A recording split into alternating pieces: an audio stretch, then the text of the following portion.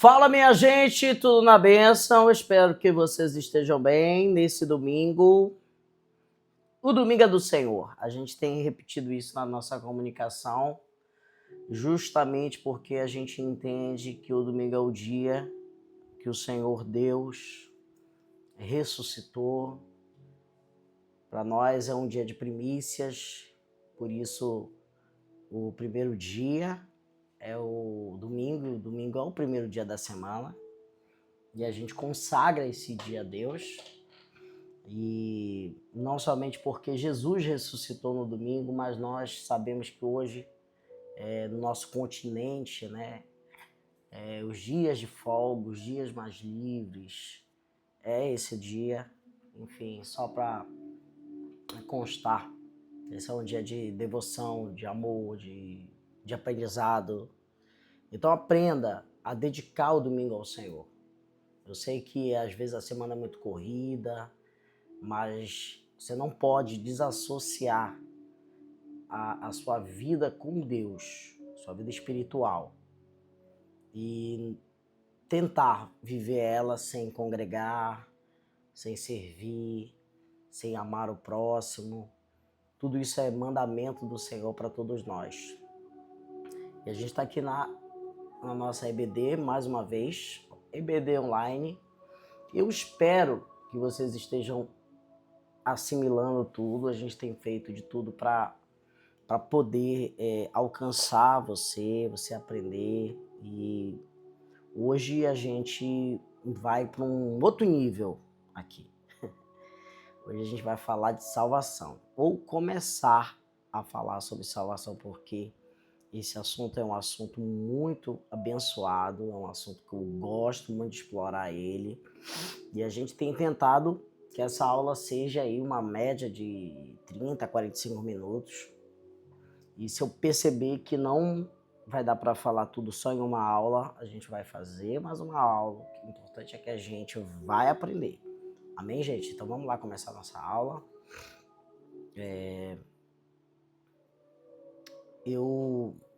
Rapidinho, gente. Vamos lá.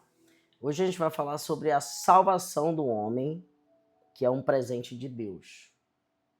E quando a gente usa essa terminologia assim de mostrar que é um presente, o presente ele não se conquista. Esse é o primeiro ponto que você tem que entender. Que a salvação do homem é um presente de Deus, e um presente é algo que é dado. É algo que você muitas vezes até nem merece, mas é algo que você recebe. Amém, gente? Então, todos nós que estamos aqui precisamos compreender, né, olhando a palavra de Deus. A gente já falou muito sobre a questão da inspiração da palavra na última aula, como Deus ele moveu tudo para que a palavra viesse ser a realidade para todos nós, com uma regra de instrução, de fé, de conduta, de tudo mais. E você precisa entender que a palavra de Deus ela afirma que o homem por si só, o homem, por mais que ele tente ser excelente, ser bondoso, ele não tem a capacidade de se salvar. Ele não pode se salvar. E isso Deus demonstrou no Antigo Testamento de várias formas, colocando a lei. E quando você vê até os mandamentos, os 10 mandamentos, a lei de Moisés, tudo isso que existe na palavra de Deus, isso é exatamente a forma que Deus mostrou durante os tempos para dizer assim: vocês não conseguem se salvar. Porque se você pega os 10 mandamentos, quantos aqui já desobedeceram pai e mãe? Quantos aqui já mentiram? Quantos aqui já até roubaram uma coisa, nem que seja simples? Ou seja, nós não poderíamos, através de obediência apenas, ser salvos. Então hoje eu quero entrar nesse assunto, e eu tenho certeza que a gente vai aprender muito aqui. Amém? Vamos lá. O primeiro ponto que você tem que entender é que Deus, quando ele cria o homem ele foi criado a imagem e semelhança de Deus. Isso está lá em Gênesis, capítulo 1, versículo 26. E isso demonstra que ele foi dotado de livre-arbítrio. Quando a gente fala dessa palavra livre-arbítrio, entenda uma coisa. Não é algo que eu posso dizer... Como é que eu posso colocar isso aqui para você? Você não vai ver essa palavra na Bíblia, livre-arbítrio, tá? A gente entende basicamente que existe o livre-arbítrio baseado em quê?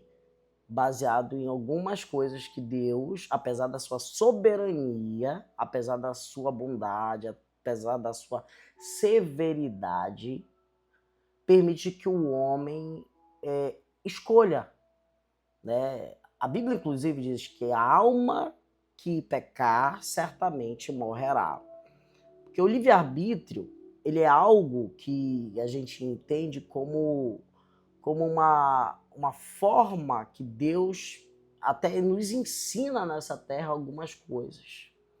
Logicamente que não temos tempo para discutir pontos positivos, pontos negativos em relação a essa questão do livre-arbítrio. Assim, só por motivo de informação, gente, existe algumas linhas teológicas, e entenda que a teologia ela é igual à filosofia, ela tem pontos, ela tem mentores não, mas ela tem pensadores, vamos dizer assim, e alguns escritores, pensadores, eles não acreditam no livre-arbítrio, então talvez você já tenha até escutado isso por aí,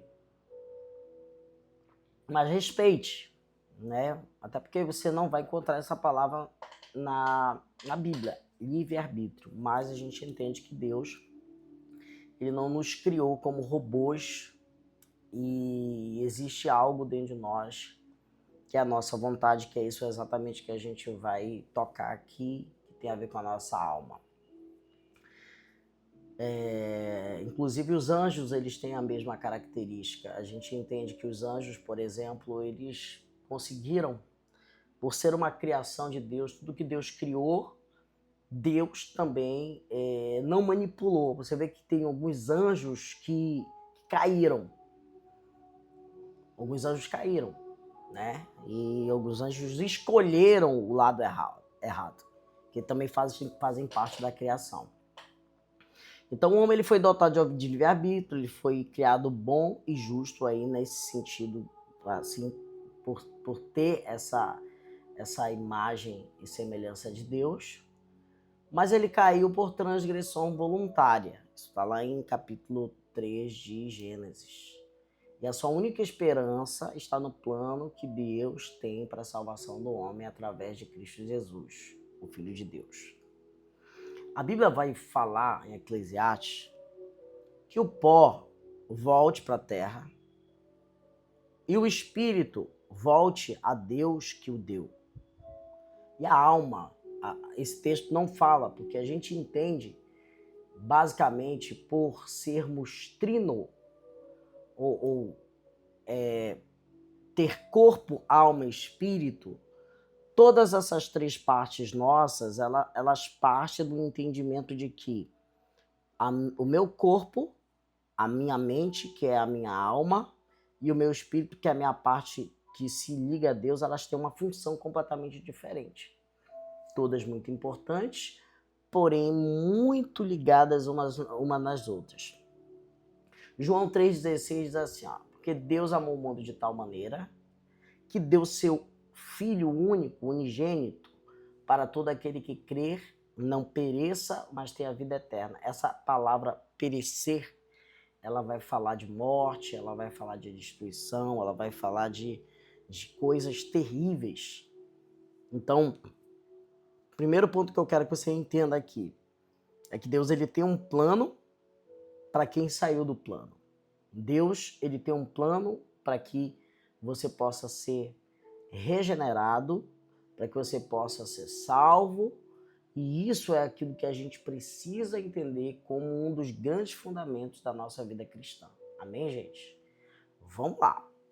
Mas, no meio de tudo isso, você vai observar uma realidade que a gente não pode esquecer. Existe uma realidade que o homem caiu, porém os homens muitas religiões, elas vêm procurando, sabe, formular também alguns planos, preste atenção, que muitas vezes não são associados aos planos que Deus trouxe para a redenção do mundo. Qual foi o plano que Deus trouxe a redenção do mundo? Está aqui João 3,16. Porque Deus amou o mundo de tal maneira que deu seu Filho unigênito para todo aquele que nele crer, para aquele que nele crer, não pereça, mas tenha a vida eterna. Ou seja, o plano de Deus envolve seu Filho.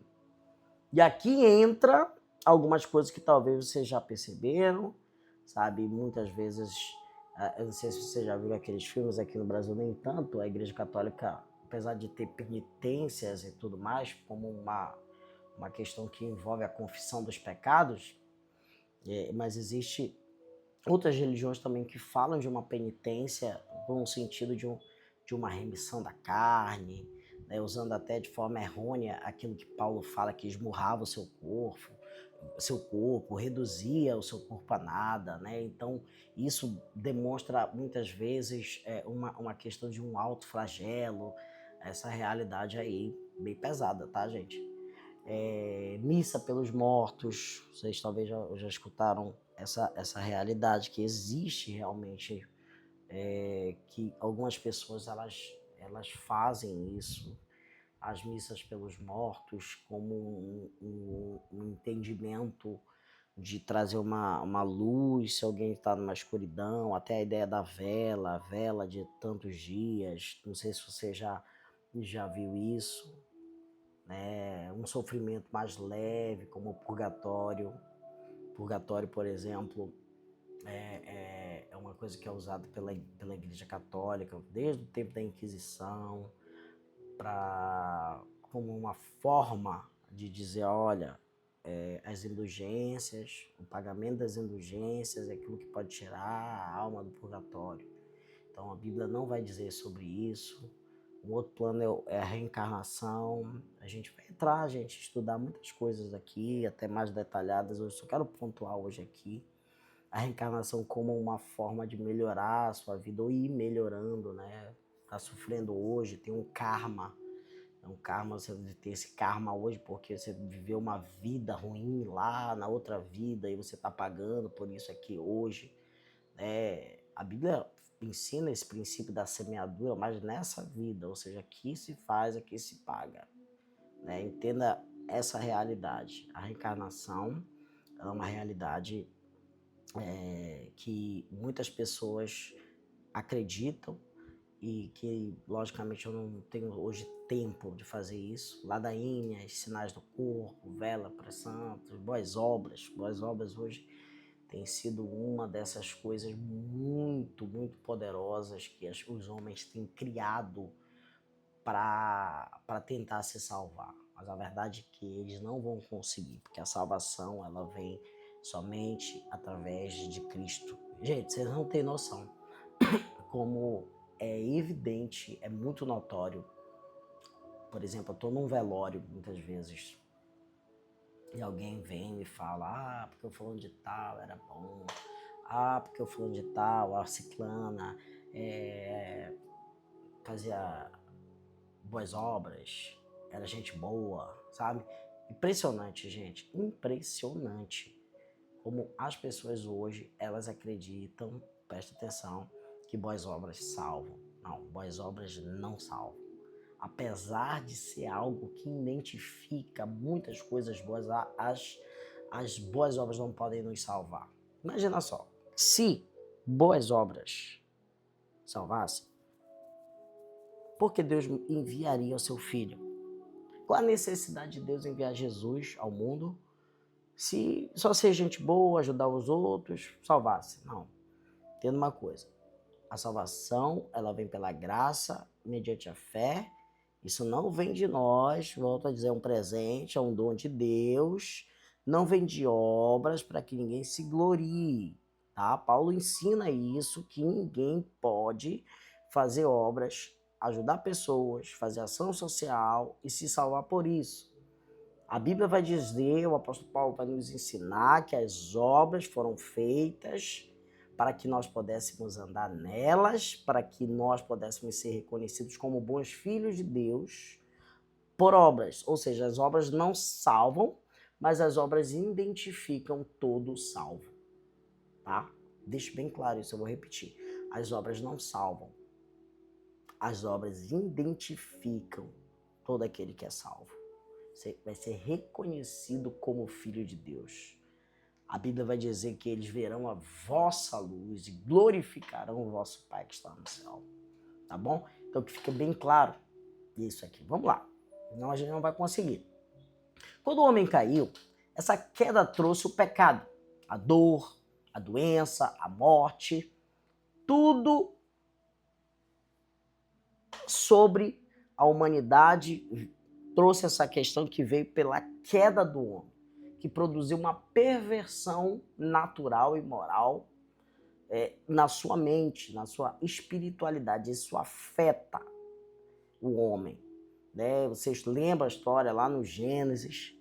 Né? Deus fala assim, olha, e comer do fruto, do conhecimento, esse vai morrer. Ou seja, se você for ver, coisas que levam à morte têm a ver com o quê? Com pecado, com dor, com doença. Um dos parâmetros violentos que identificam a morte, eu posso dizer até em 80% a 90%, é a doença, que envolve dor, que envolve alguma anomalia no seu corpo, na sua realidade, né? E isso é uma coisa tão ruim. Entenda uma coisa, por isso que até a gente acredita que Jesus ele já está voltando muito por causa até dessa expectativa, vamos dizer assim, até de vida, porque, por exemplo, se você for ver depois que até o homem erra, o homem ainda passa a viver 100 e poucos anos, né? E a gente vê o mundo mudando, depois vem das doenças, sabe? Em alguns momentos, em alguns lugares, por exemplo, quando você vai ver a Idade Média, o tempo ali de algumas pestes, sei lá, bubônica, deixa eu só ajeitar isso aqui.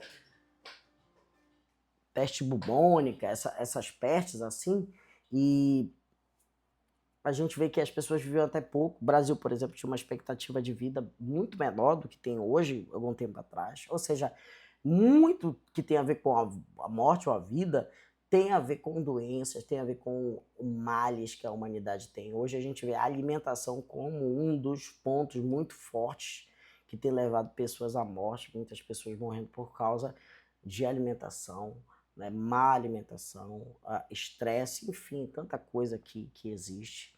Romanos capítulo 5, versículo 12 vai dizer assim, portanto, assim como por um homem entrou o pecado no mundo, e o pecado, a morte, assim também a morte passou a todos os homens, porque todos pecaram.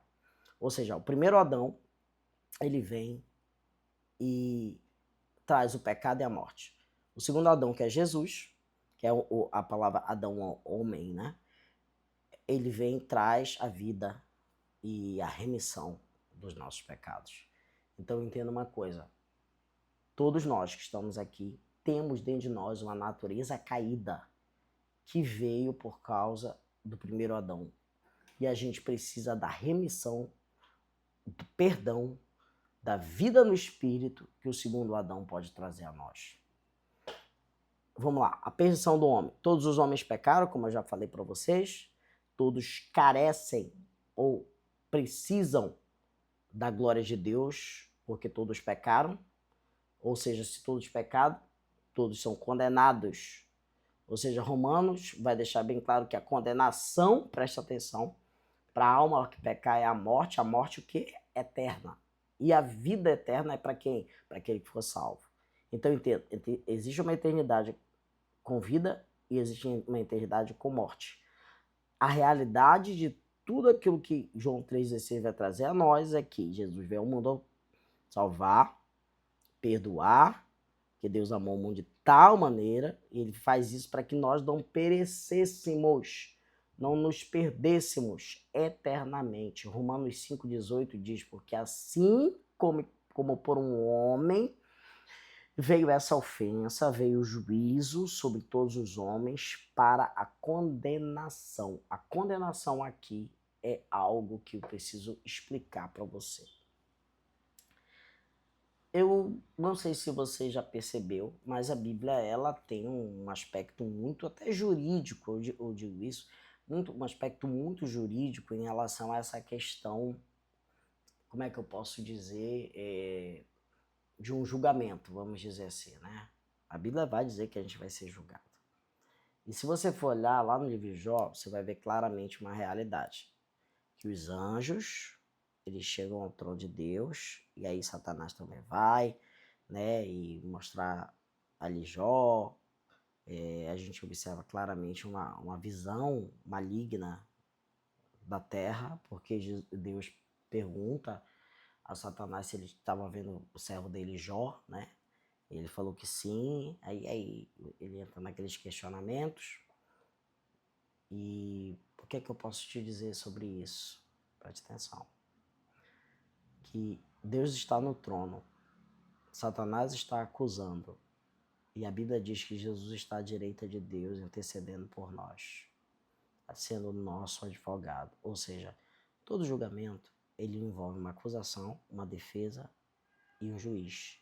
E a situação ou a pessoa que está sendo julgada. Então, quando Deus ele se apresenta ao mundo para fazer o que a gente não conseguiu fazer, preste atenção, porque ele veio ser justo, a gente não conseguiu ser justo. Ele veio ser reto, a gente não conseguiu ser reto. Então, o papel de Deus aqui, preste atenção, é fazer, Jesus fez aquilo que a gente não conseguia fazer. Tá bom, gente? Por isso ele pode nos justificar. A justificação do homem foi feita pelo sangue de Jesus. Eu não sei se você já viu essa situação de alguém tentar se justificar. Ah, fiz um negócio errado. Alguém vai e tenta se justificar. A justificação espiritual, ela vem através da cruz e de Jesus. Ou seja, tudo isso para nos livrar de uma condenação eterna. Glória a Deus por isso. Vamos lá. O grande amor de Deus. Deus amou o mundo de tal maneira, já que eu falei isso para vocês, a realidade de tudo isso envolve aquilo que eu coloquei. Deus amou o mundo e quis trazer uma solução para o mundo, ou seja, ele quis salvar o mundo, quis redimir o mundo através do seu Filho. Por isso que nós acreditamos que não existe uma outra forma de alcançar o homem a não ser o Senhor. Por isso, eu e você precisamos pregar Jesus, falar sobre Jesus, porque as diversas formas que tem de salvação por aí, elas são inviáveis. Nós cremos que ele é o único caminho, ele é a única verdade, ele é a única vida. E ninguém vai vir ao Pai se não for por ele, e isso não se discute, tá? Porque ele foi o único que pôde fazer aquilo que a gente não pôde fazer. Então Jesus, ele veio aqui e cumpriu toda a justiça, e por cumprir toda a justiça, ele justifica os injustos. Inclusive, queriam até que Jesus não pagasse o imposto de renda. Vocês lembram? Que era meio que tipo assim, os judeus chegavam ali e falaram assim, olha, a gente já é fiel aqui, vamos dizer assim, nos dízimos, né? A gente já ajuda ali, a gente já tem essa 10ª parte aí, e a gente não acha certo agora César vir e tudo mais, né? E aí o que ele fala? Dê a César o que é de César e dê a Deus o que é de Deus. Ou seja, existe uma realidade de Deus, existe uma realidade de César. Ou seja, teve uma outra vez que tinha que pagar um imposto lá e não tinha dinheiro, mandei lá na boca do peixe, pega lá o dinheiro e pagar. Então, ele cumpriu tudo. Tudo que tinha feito. Tudo que tinha que fazer, ele fez. E por isso ele pode fazer aquilo que eu e você não podemos, que é trazer a salvação. Então Deus, ele não tem prazer na nossa perdição. Ezequiel 18, 23 vai dizer assim, acaso tenho eu prazer na morte do perverso? Não, diz o Senhor, não desejo isso, antes que ele se converta dos seus caminhos e viva. Entenda uma coisa, gente, você tem familiares, você tem amigos, você tem pessoas que você conhece que precisam da salvação de Deus. que precisam da glória de Deus, que precisam ser tocados pelo Senhor. Você precisa entender que essa salvação que te alcançou, ela não é só sobre você, ela não é só para você. Essa é uma salvação que Deus tem te chamado para viver verdadeiramente. Eu quero te dizer isso. Você que está aqui, o amor de Deus te alcançou, te tirou da perdição, não te dando ali uma chance até mesmo de querer viver da forma que você queria, porque Deus, quando Ele nos alcança, Ele muda internamente a gente, Ele muda muitos parâmetros, Ele muda a nossa realidade. Quando a gente passa a ser redimido, né, a gente nasce de novo, a gente tem um processo de tratamento, de pureza, de santificação. Deus começa a mudar algo dentro de nós. Isso é uma coisa impressionante, uma coisa poderosa, uma coisa que não tem explicação, gente. Isso fala também da mudança da nossa natureza, dos nossos caminhos, das realidades daquilo que a gente tem, daquilo que a gente é. Então nunca esqueça disso, meu irmão, minha irmã. Deus, Ele te chamou por seu grande amor, te redimiu, te tirou de um lugar de trevas e te apresentou para viver de uma forma poderosa. Deus enviou o seu Filho para salvar o mundo. 1 João 4,14 diz assim: e nós temos visto e testemunhado que o Pai enviou o seu Filho como Salvador do mundo. Eu falei um dia desse agora, acho que domingo passado, na ceia, que eu coloquei a realidade daquilo que era a expiação, que era o sacrifício máximo de perdão no judaísmo. Até no dia máximo, que era o dia do perdão, onde o sangue era derramado, e ali, nessa cerimônia anual, o sumo sacerdote declarava o perdão e tudo mais. E aquele sangue ele perdoava de forma, assim, parcial, sabe?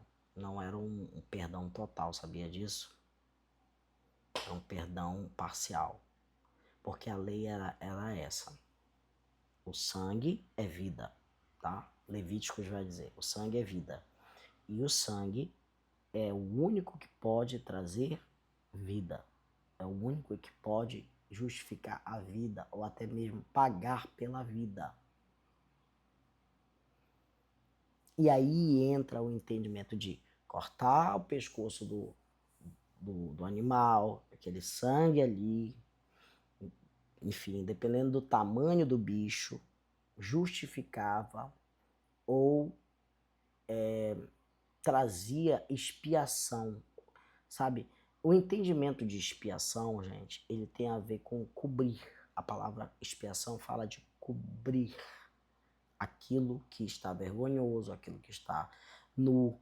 Entenda que quando o homem ele tenta como é que se diz, se cobrir, Deus até mesmo não aceita. Vocês lembram que lá no Gênesis, quando o homem erra, entra o pecado, a culpa, a condenação. Ele se esconde, fica com vergonha, com medo, e sente medo da condenação de Deus, que era a morte, exatamente. Aí ele pega e faz o quê? Uma roupa para ele se cobrir. É como se os olhos malignos assim, do homem, a maldade, ele se sente envergonhado por ver aquela nudez que nunca antes ele percebia quando ele não tinha caído. E aí ele passa a ter essa natureza perversa e ele fala assim, cara, eu tô nu, eu vou fazer uma roupa aqui para mim. Você já viu isso em Gênesis? E aí a Bíblia fala que Deus ele vai e faz uma roupa ali de couro para eles. Preste atenção. Existe um lado da teologia que acredita que, inclusive, esse cordeiro, essa roupa, foi aquilo que a Bíblia fala, que Deus ele já imolou o cordeiro desde a fundação dos séculos. Então, quando Deus ele faz a primeira expiação, ele está fazendo ali, cobrindo, presta atenção, a culpa, a vergonha e a condenação de Adão e Eva com aquele sangue daquele animal ali, e cobre ele com aquela roupa.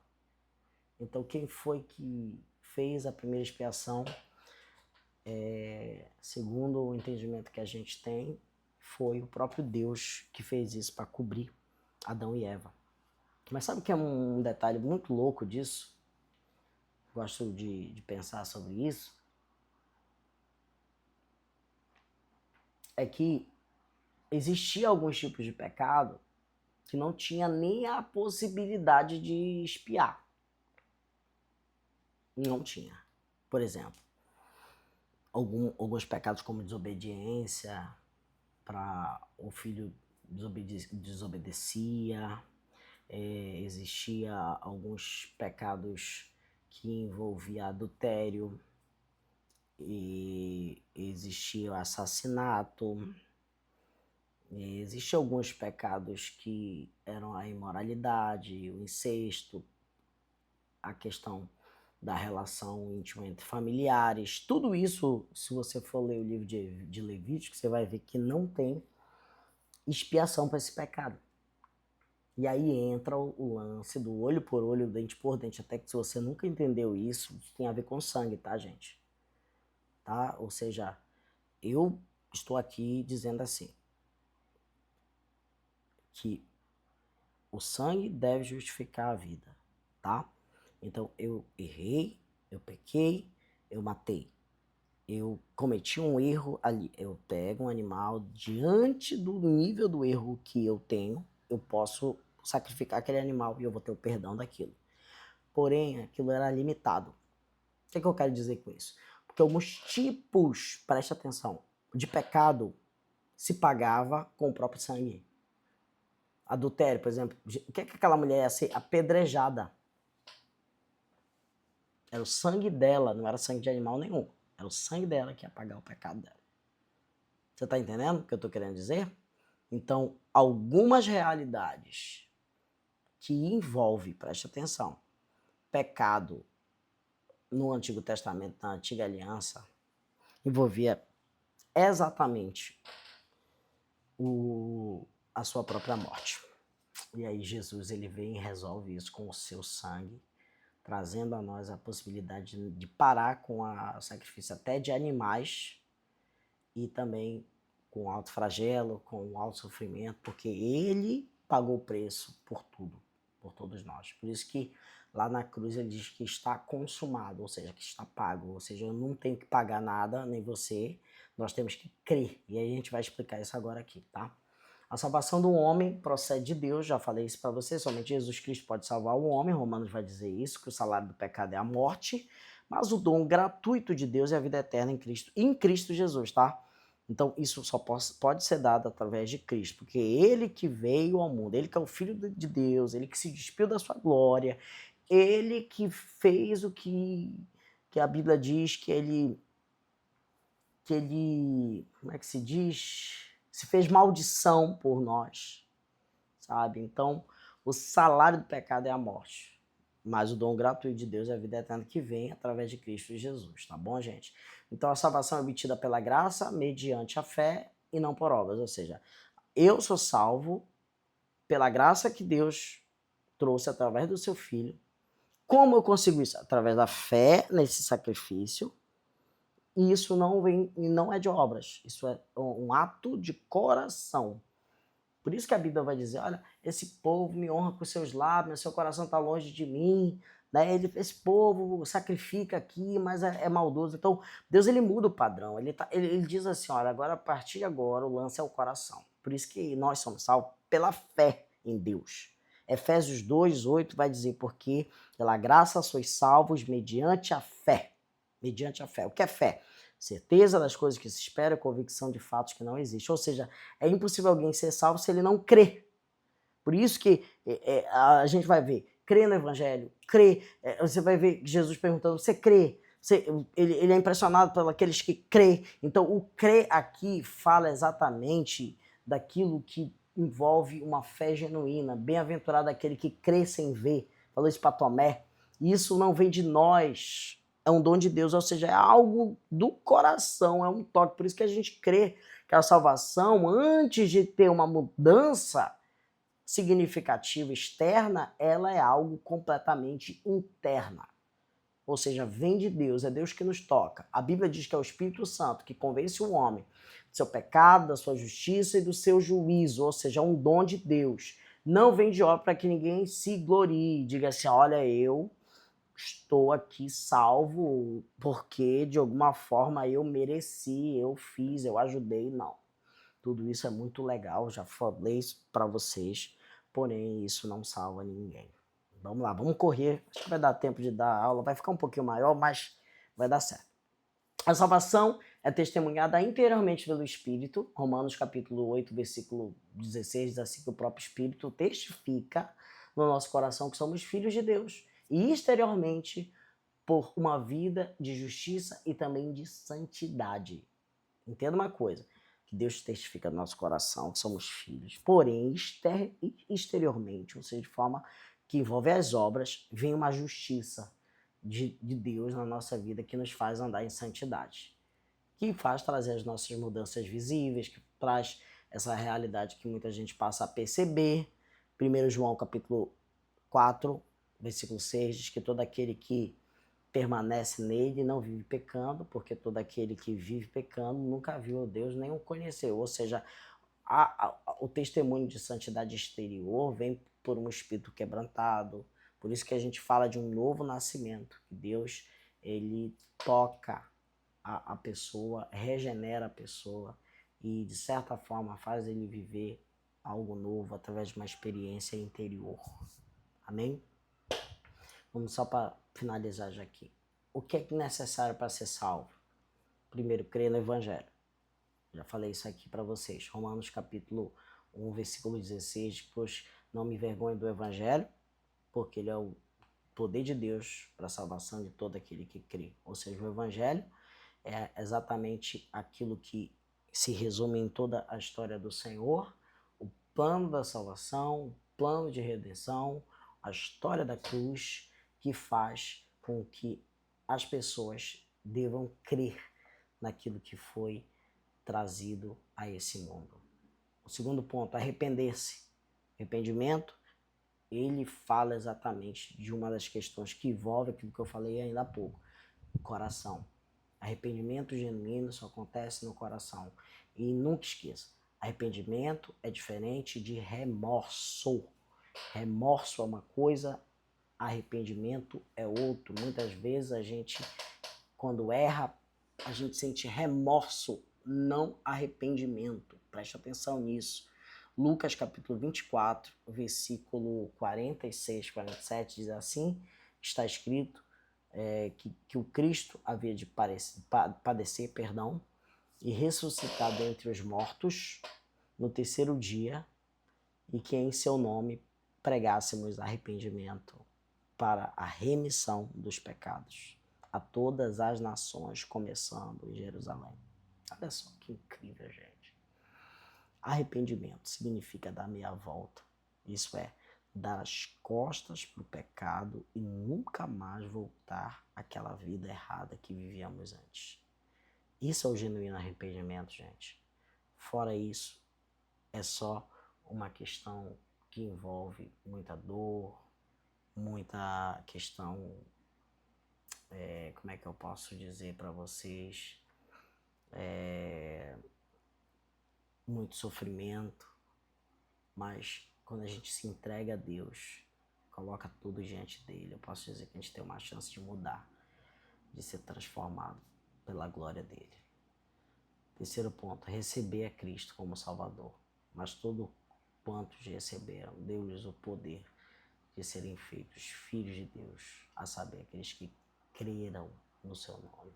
Ou seja, sermos filho de Deus, recebermos a adoção de Deus, agora como filhos e não como criaturas, nos faz crer no seu nome. Ou seja, nós cremos no seu nome, ele nos dá esse presente, sermos filhos dele. Ou seja, porque nós recebemos ele. Glória a Deus por isso. Aleluia. Esse plano de salvação envolve o quê? O nosso Deus diz que se você fizer confissão dos seus pecados, arrependendo-se sinceramente, ele jamais lembrará dos seus pecados. Ou seja, Deus perdoará todo o seu passado, todo o meu passado, por mais errado que tenha sido, por causa do sangue dele que foi derramado na cruz. Isaías 43, 25 diz: eu mesmo sou que apago as suas transgressões por amor de mim, e dos teus pecados eu não me lembro mais. Preste atenção. Deus perdoa arrependidos que se entregam ao Senhor para viver uma nova vida com Ele. Nunca esqueça disso. Deus tem esse plano. Por isso que nós confessamos os nossos pecados. Por isso que nós falamos ao Senhor os nossos pecados. Dizemos: Senhor, nós somos pecadores, precisamos da Tua graça, precisamos do Teu favor. E aí entra uma coisa que eu preciso explicar para você. Existe uma diferença, e isso a gente vai ver nas próximas aulas, entre salvação e santificação. Você é salvo pela graça, mediante a fé, mas ainda existe uma realidade diante de você que você precisa mudar. E aí entra a operação do Espírito através do fruto do Espírito, do discipulado, de uma vida que passa a ser uma realidade de mudança quando você busca crescer e avançar. Vamos lá. É preciso você compreender que o homem não pode ser convencido pelo pecado. Isso é obra do Espírito Santo. Só Ele é capaz de operar milagrosamente no coração do homem. João 16,6 diz: quando vier, convencerá o mundo do pecado, da justiça e do juízo. Ou seja, é preciso que eu e vocês possamos compreender que o homem não pode ser convencido do seu pecado, apesar de sermos pessoas que vamos anunciar. Tendo uma coisa, que eu e você hoje estamos sendo chamados por Deus para anunciar o Evangelho, para anunciar os nossos familiares. Tudo isso, eu sei que tudo isso aqui que você está vendo hoje, de alguma forma, você já escutou, mas isso não é exatamente só para você saber e compreender a sua salvação. Isso é sobre você também anunciar a salvação. João 16,8 diz: quando ele vier, ele converterá o mundo do seu pecado, da sua justiça e do seu juízo. Isso é muito poderoso, gente. É muito poderoso você caminhar no entendimento de que a salvação é um presente de Deus, que é uma realidade que Deus trouxe a mim e a você para podermos, de certa forma, viver de forma completamente diferente. Eu quero te chamar a viver de uma forma mais genuína nesse entendimento que você é realmente salvo e andar como realmente alguém salvo e caminhar dessa forma é representar o Senhor onde quer que Ele esteja. E eu quero também te dizer que você foi chamado para anunciar essa salvação. Eu conto com você. Nós, como igreja, precisamos de pessoas evangelistas, pessoas que evangelizem, pessoas que vão ter um amor e um entendimento que amigos nossos, familiares nossos estão se perdendo. E nós precisamos anunciar que Jesus, Ele cura, restaura, muda a vida, que o Senhor Jesus, Ele tem novidade, que Jesus, Ele tem uma nova vida, que o homem pecador pode ser justificado, que o homem pecador pode ser redimido, que o homem pecador, ele pode viver uma nova vida agora com Deus, que o homem pecador, ele pode ser regenerado, ele transforma prostitutas em princesas, ele transforma ladrões e assassinos em homens cheios do Espírito Santo. E eu conto com você para, juntamente com a Igreja no Caminho, fazer esse trabalho e dizer para as pessoas que elas podem ser mudadas, que elas podem ser transformadas. Isso é sobrenatural. Fica com Deus, que Deus te abençoe nessa aula. Se você puder, depois pega aí o PDF que a gente vai liberar para você. Estude mais, se aprofunde mais e até domingo que vem. Que Deus te abençoe.